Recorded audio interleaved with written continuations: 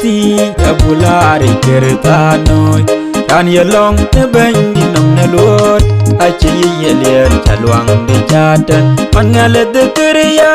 nyalinde bom yoy ne men wa chol jot mi jwi de dol ke kerto ti yu ku ben di ti ke wa gurwa ni pen ne long el wa ngale tiada yu ku ben da ti yu ku ben di kan badel ko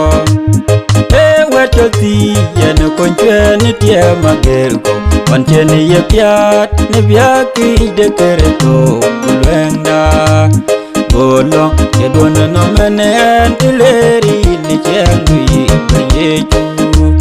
ti yu ku bendi ti ke wa gurwani pen na long el wa ngali tiada yu ku benda ti yu ku bendi kan badel ko on game koi ke jiko yit ke yiterel o ke banditi ayeni ye yik de pain de jirko ria de long net yo kurog lo chaman de chadere ye wa benugo on ti ke tiam ma ti jam ke ling de babylon ti yo ku banditi ke wa gurwani tin long el wa ngali tiada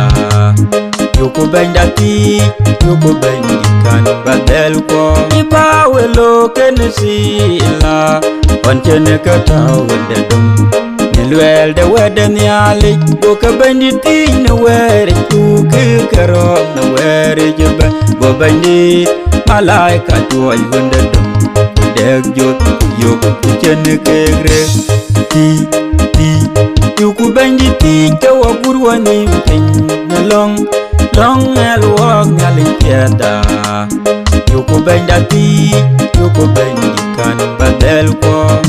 te to yin ngongi ke ye benti te to yin kwati ke le nyali du ye dang na long bai nyali ke dai ne ran ngali achi ye woi wei ti yuko bendi ti ke wa gurwani mpin na long el wa ngali tiada yuko benda ti yuko bendi kan badel ko metye yuko tang de ka pinum choria gamda paketok inaril ye pirate du pa pin ka pinum gedia ache burdo aywa ne ke imya bendu ti ne god Yuko bendi ti ke wa gurwani pen na long el wa ngali tiada Yuko benda ti yuko bendi kan badel ko